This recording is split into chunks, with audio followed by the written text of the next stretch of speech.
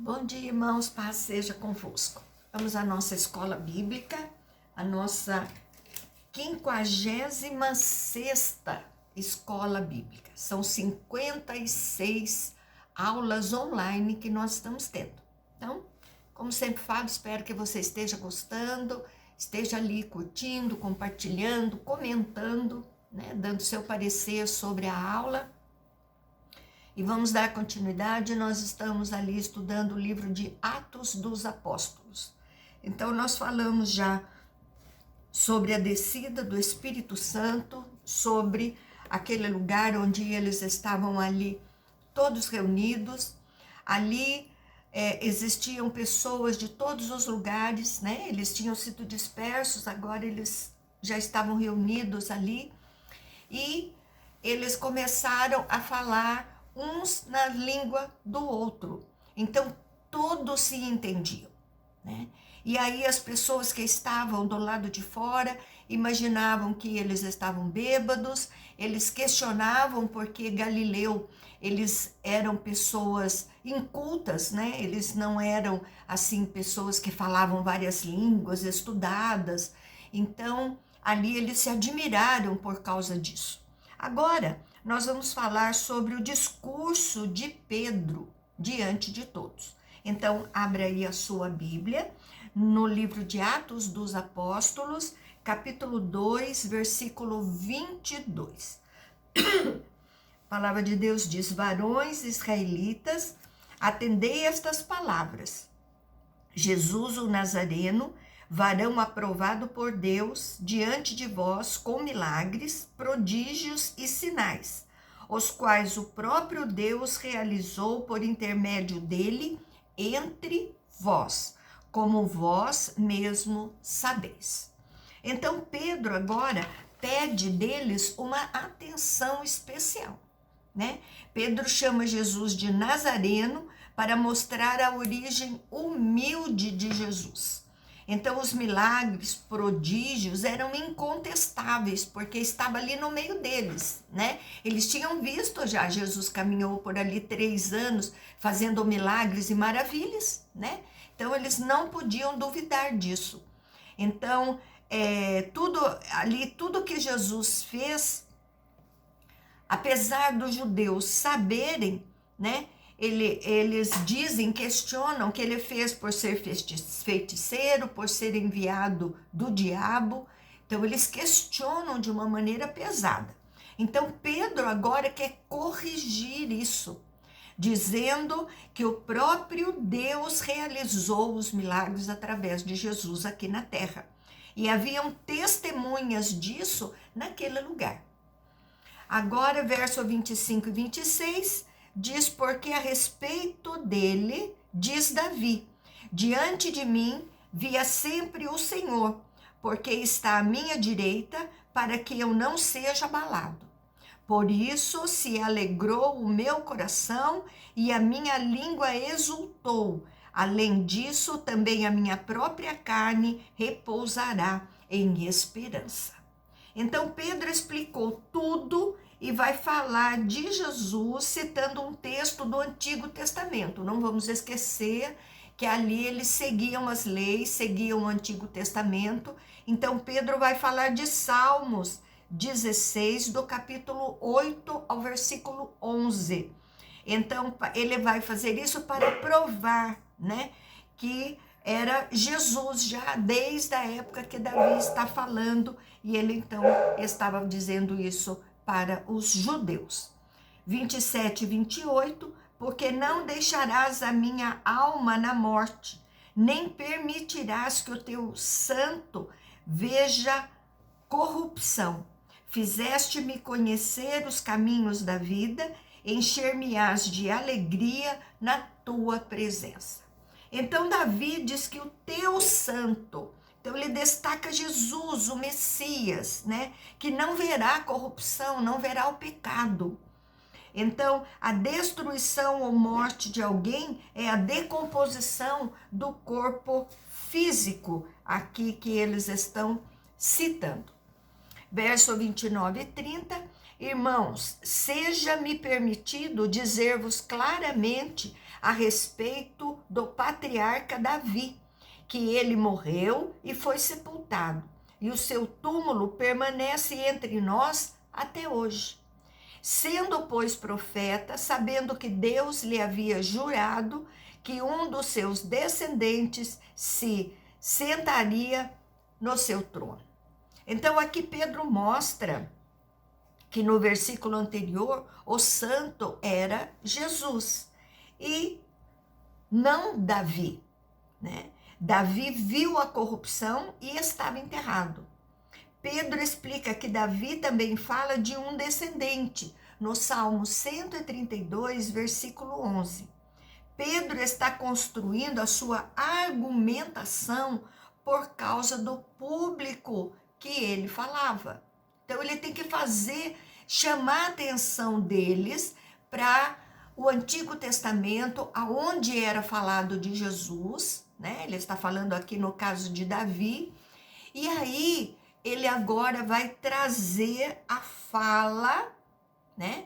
Colocando para o dia de hoje, para o dia dali que ele está falando de Jesus. Então, verso 31 e 32, e prevendo isto, referiu-se à ressurreição de Cristo, que nem foi deixado na morte, nem seu corpo experimentou corrupção. Então, a este Jesus, Deus ressuscitou, do que todos nós somos testemunhas. Então, Pedro se refere à ressurreição, não passaria pela morte física, e liga o Salmo 16, né? A corrupção com a decomposição, morte. Pedro argumenta provando o Salmo 16 que Davi morreu, mas o descendente não. A conclusão é que Jesus é o Messias, prometido por Deus a seu povo. Então, desde aquela época já estavam falando. Atos 2, versículo 33 a 35, exaltado, pois, à destra de Deus, tudo tendo recebido do Pai a promessa do Espírito Santo, derramou isto que vedes e ouvis. Porque Davi não subiu aos céus, mas ele mesmo declara: disse o Senhor ao meu Senhor, assenta-te à minha direita, até que eu ponha os teus inimigos por estrado dos teus pés. Então Pedro começa agora a falar da Santíssima Trindade. Então, exaltado é Jesus, o Filho, passa para a conclusão da pregação, explicando os idiomas, né? Ali ele fala dos inimigos no Salmo 110, 1. Ele mostra que a grandeza de Jesus traz o Espírito Santo para a obra, e o próprio Davi falando do Messias. Agora, no versículo 36, esteja absolutamente certo, pois toda a casa de Israel, de que a este Jesus que vós crucificaste, Deus o fez Senhor e Cristo. Então, os judeus que disseram sim para Barrabás, religiosos que o crucificaram. Então, Cristo no grego é ungido, no hebraico Messias, e foi essa a pregação de Pedro. No verso 23 e 24, atrás, Pedro fala do que aconteceu com Jesus. Então, ele trabalha a responsabilidade das pessoas que o crucificaram. Mas, ao mesmo tempo, fez um desígnio de Deus. Jesus se deixou ser pego pela morte para cumprir os planos de Deus. Então, quando Pedro finaliza, ele critica os judeus sobre Jesus e eles não se importaram e que Jesus não era um impostor. Então, agora, 3.000 pessoas se entregam ao batismo. Então, no verso 37, ouvindo estas coisas, compungiu-se-lhes o coração e perguntaram a Pedro: e aos demais apóstolos, que faremos, irmãos? Compungiu é atormentado, agitado. A mensagem faz sentido, a fé brota do coração. Agora eram judeus e Jesus foi crucificado. E muitos que ali estavam presenciaram este momento. Então, alguns pensaram que Jesus era um impostor. E agora são convencidos na palavra que Jesus era o Messias. Então, qual esperança tem para nós? Então, Pedro traz agora a notícia do Evangelho. Então, aqui nós trazemos para nós hoje quantas pessoas acham que não podem receber salvação porque são pecadores, andam errado, né? Tem uma vida pregressa, tem uma vida completamente, uma vida criminosa, uma vida nas drogas, no álcool, uma vida assim bem fora do propósito da palavra de Deus. Então agora Pedro vai falar até para nós hoje, né? Para você aí que acha que não tem salvação para você. Então no verso 38 respondeu-lhes Pedro: arrependei-vos e cada um seja batizado em nome de Jesus Cristo para a remissão dos vossos pecados e recebeis o dom do Espírito Santo. Então Pedro diz, muda de direção, passa a ter uma nova vida. A remissão é o perdão dos pecados, né? Porque Jesus se sacrificou no lugar de vocês. Então nós temos uma sequência lógica na vida das pessoas: arrepender, batizar, ser perdoado e receber o Espírito Santo. Então passam a ser templo do Espírito Santo. Pessoas vão se achegar a nós e vamos fazer o discurso como Pedro, explicar a palavra e vão falar: o que eu faço agora? Então, de maneira simples, arrependei, batize, receba perdão e receba o Espírito Santo. E Pedro está falando para as pessoas que conheciam a palavra de Deus e outros que nunca tinham ouvido. Então, cada um batizado em nome de Jesus, uns dizem para batizar em nome de Jesus, outros em nome do Pai, do Filho e do Espírito Santo. Precisamos entender que Pedro não está na água batizando. Ele está respondendo uma pergunta dessas pessoas e explica resumido, né? Pedro tem aqui exaltar o nome de Jesus. Não é uma nova regra, é um resumo exaltando o nome de Jesus. Então vamos entender que Pedro está falando no nome de Jesus. Está falando sobre o Messias, sobre aquele que morreu e ressuscitou por cada um de nós. Verso 29 e 30, pois para vós outros é promessa, para vossos filhos e para todos que ainda estão longe, isto é, para quantos o Senhor vosso Deus chamar. Com muitas outras palavras deu testemunho e exortava-os, dizendo: salvai-vos desta geração perversa. Então ele volta a falar ali de Joel 2, 22 a 38, recebereis o dom do Espírito, é a promessa, eles, judeus, filhos e todos que estão longe receberem. Conversão e dom é amplo, né? Para ali os prosélitos, que eram os judeus recém-convertidos. Então Lucas apresenta o resumo com pontos principais. Salvação está ligada, né, à saída da geração que crucificou Jesus. Atos 2:41, então os que lhe aceitaram a palavra foram batizados, havendo um acréscimo naquele dia de quase 3.000 pessoas. Os que creram de verdade foram batizados, né? Não temos aqui detalhamento de como foi esse batismo, mais ou menos 3.000 pessoas. Dia trabalhoso, além do sinal, né? Às 9 horas acontece a pregação, o arrependimento, e agora eles optam serem batizados. Então, vivendo dia a dia, se reunindo, sendo testemunhas de Jesus em suas próprias regiões. Então, agora eles voltam para suas casas e ali começam a andar com Jesus no dia a dia. Agora vamos falar do dia a dia dos convertidos. Verso 42 e 43, e perseveraram na doutrina dos apóstolos, na comunhão, no partir do pão, nas orações.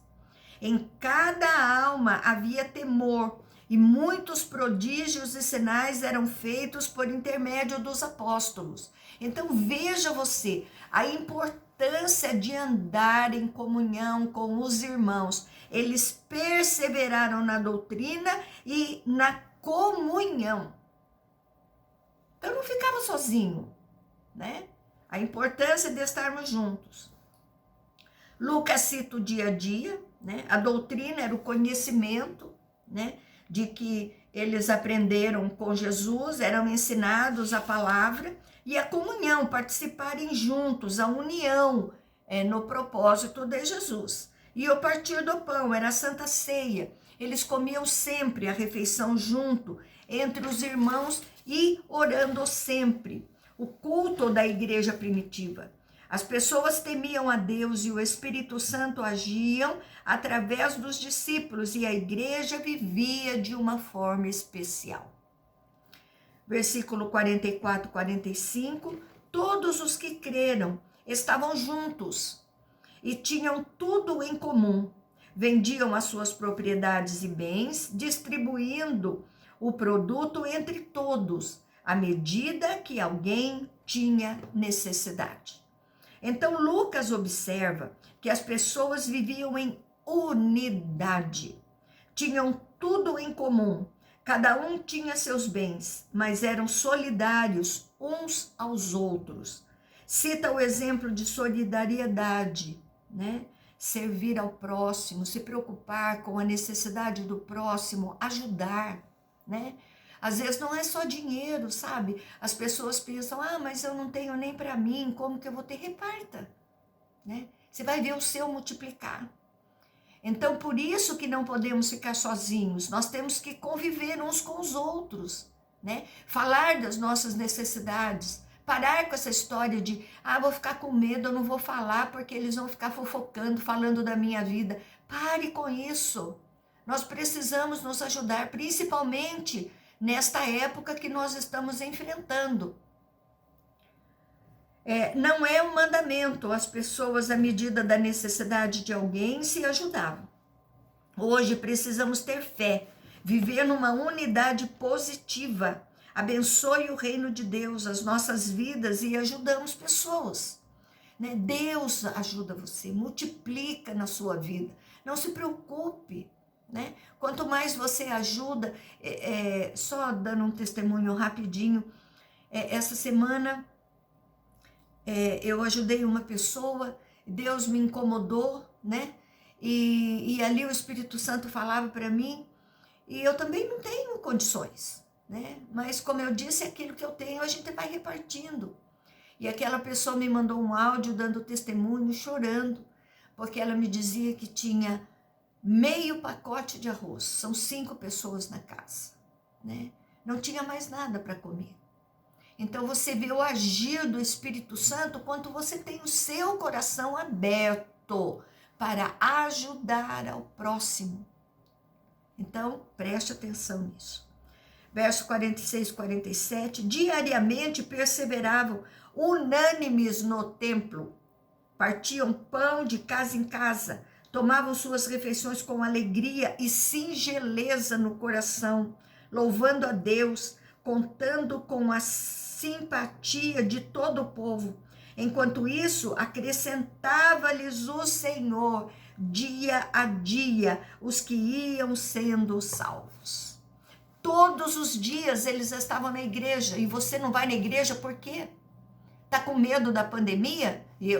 Eu fui acometida da Covid, né? Um descuido, ou no banco, ou na lotérica, ou no supermercado, Não na igreja, porque na igreja todo mundo está de máscara, tem álcool gel na porta, tem distanciamento.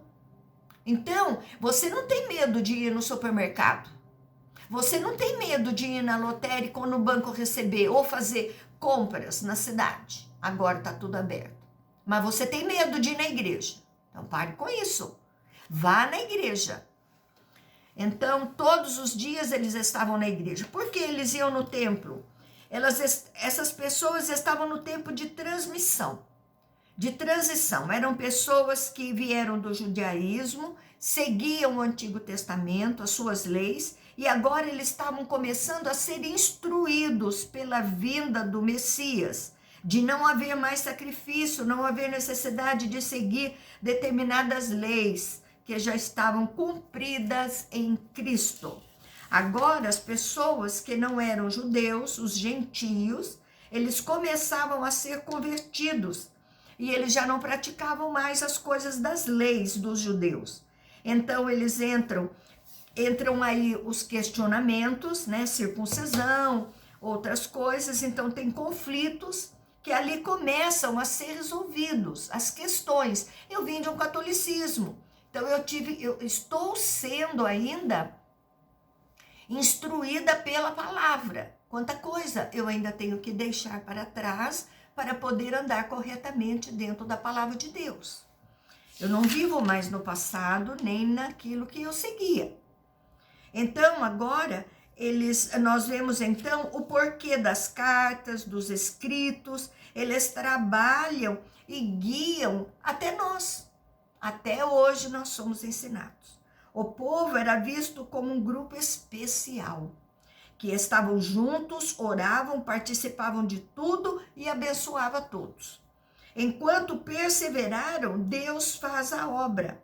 A ideia do evangelho é pregarmos em todos os lugares, mostrando para as pessoas a vida que Deus se agrada.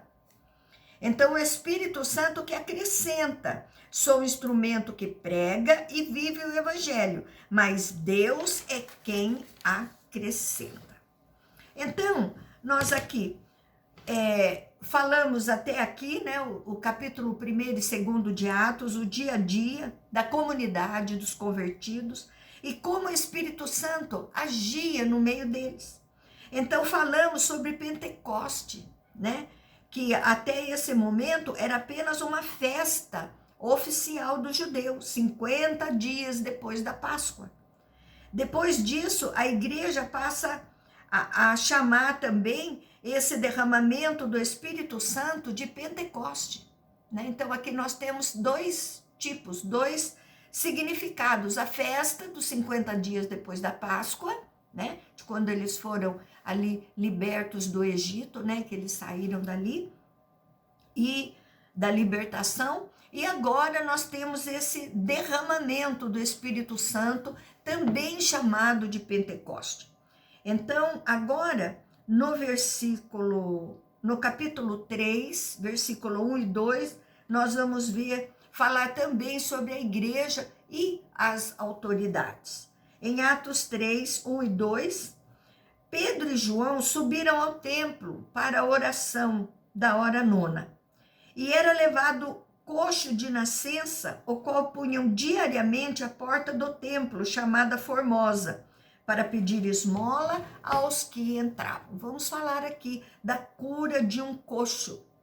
A igreja agora começa a se incomodar com as autoridades religiosas. Era uma igreja pacífica, abençoava e tinha simpatia do povo.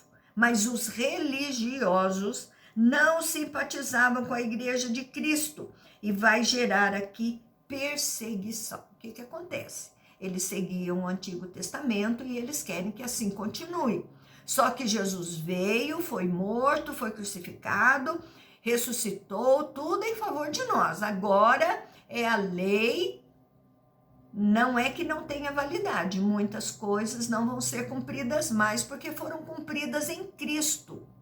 Então agora tudo é diferente. Então nós vemos agora a hora nona, né? Às 3 da tarde. Eles tinham ali um esquema de hora diferente, né? O dia claro era das 6 da manhã às 6 da tarde, né? A primeira hora 7, a segunda hora 8 e assim por diante. A noite era das 18 às 6 da manhã.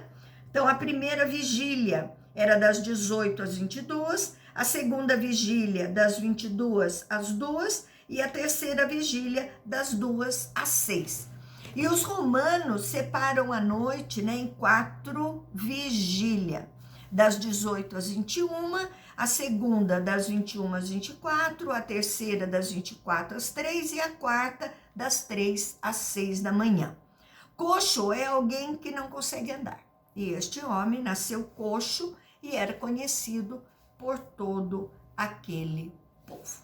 Nós vamos parar por aqui, antes de explicar o milagre e tudo. Vamos falar até aqui, neste capítulo 3. Amém? Espero que você tenha entendido, né, toda essa fala, esse discurso de Pedro, né, e ali esse batismo de 3.000 pessoas, e até a próxima aula. Amém? Tenha um excelente domingo aí na presença de Jesus, junto com a sua família. Continua guardadinho, né?